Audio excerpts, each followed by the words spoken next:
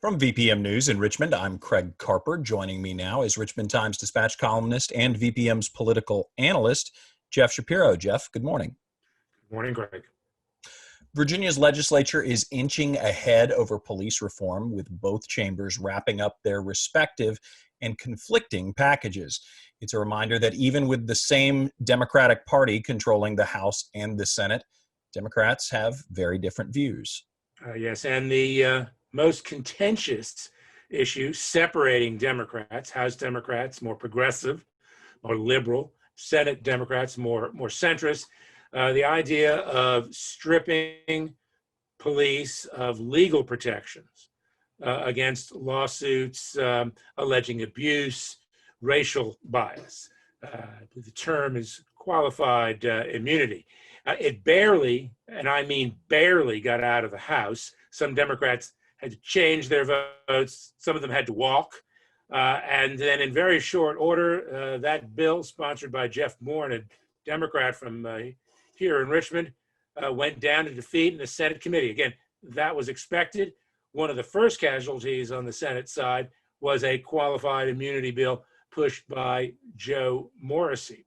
The House and Senate, again, have completed work on their respective packages. There are some similarities, doing away with chokeholds, making it a lot more difficult for cops who were fired for subpar or unprofessional conduct to hire on with other departments.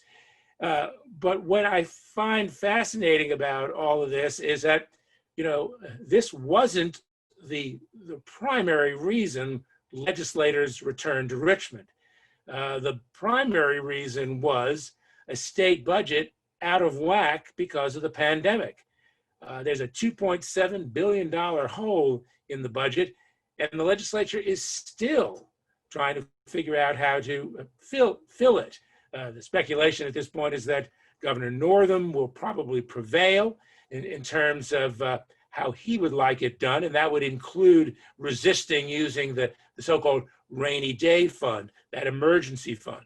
The governor doesn't want to touch that, worried that it might send the wrong signals to the credit rating agencies. Of course, Virginia is among a handful of states with the highest possible AAA rating. But think about some of the things that have been before the legislature on what was supposed to be, again, a budget-oriented special session. They're debating Confederate monuments again. That issue was supposed to have been settled in December, but now the House wants to do away with these public hearings that local governments would have to hold before voting to take down Confederate iconography. And there's a very distinctive feature to the House bill, and it's aimed at a particular school and a particular member of the legislature. A protection for the Virginia Military Institute from taking down its monument, something a school with a Civil War heritage, particularly a Confederate heritage, is resisting.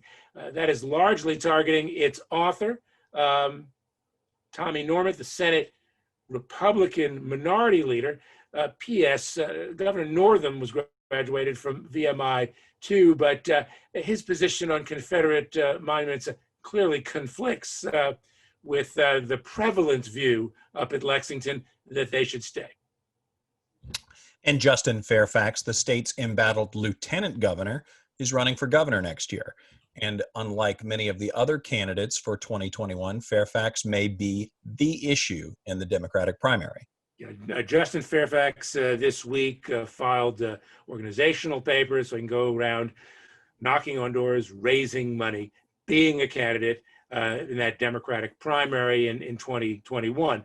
It is a crowded field, or a growing field, clearly. Terry McAuliffe, Jennifer Carroll Foy, Jennifer McClellan.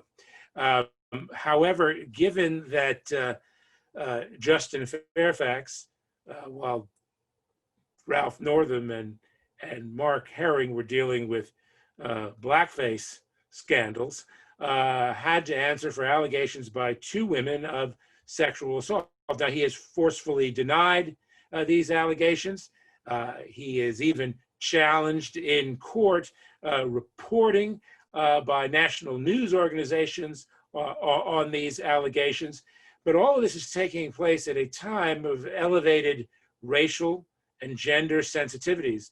And even though Justin Fairfax is an African-American male, it is clear that the controversy that has dogged him since 2019 is likely to, how shall I put this, compel Democrats to remind Fairfax that if for governor, a fresh and untainted face would be preferred in 21. Of course, Terry McAuliffe is anything but a fresh face. He was governor from 2014 to 2018, and liked that job so much, he's running for it again. And what a difference a year makes. Governor Ralph Northam is endorsing this week for re-election Richmond Mayor LeVar Stoney, who was among the first of the Democrats to demand Northam's resignation over the blackface scandal. Right, and of course, Stoney is one of those fresh faces for statewide office, or at least I think the mayor would argue such.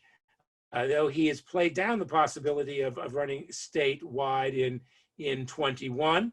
If he is reelected to a second term as mayor, one would think there would be probably considerable pressure on him to make that race, perhaps pressure coming from his political rabbi, Terry McAuliffe.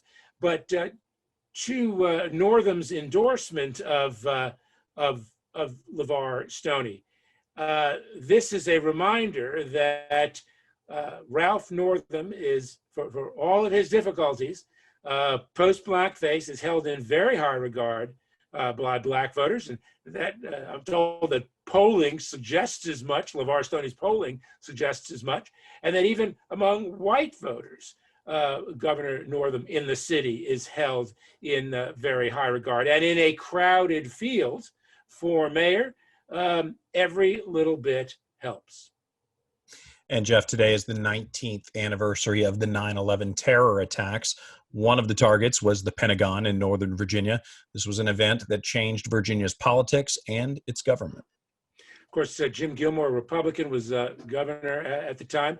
Governor Gilmore was often personally briefing the press and the public on what was going on as close to real time as was possible. The gubernatorial campaign, then between Mark Warner and Mark Earley, was essentially suspended for about 2 weeks. And when the candidates reemerged, they did so carefully, very gingerly addressing issues, most notably security.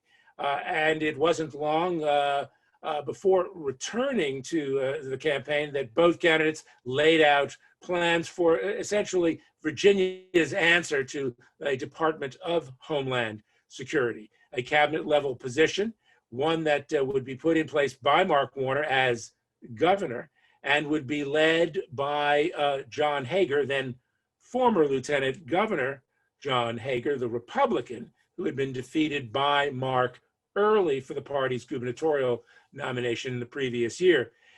Here we are 19 years later, dealing with a different kind of threat, the pandemic.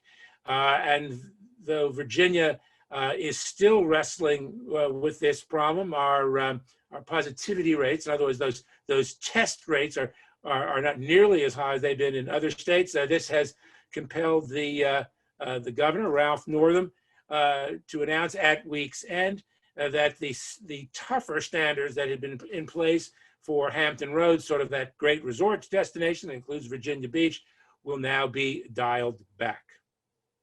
All right. Thanks to Jeff Shapeiro, political columnist at the Richmond Times-Dispatch. Jeff, we will catch up again next week. Safe weekend to you. You as well.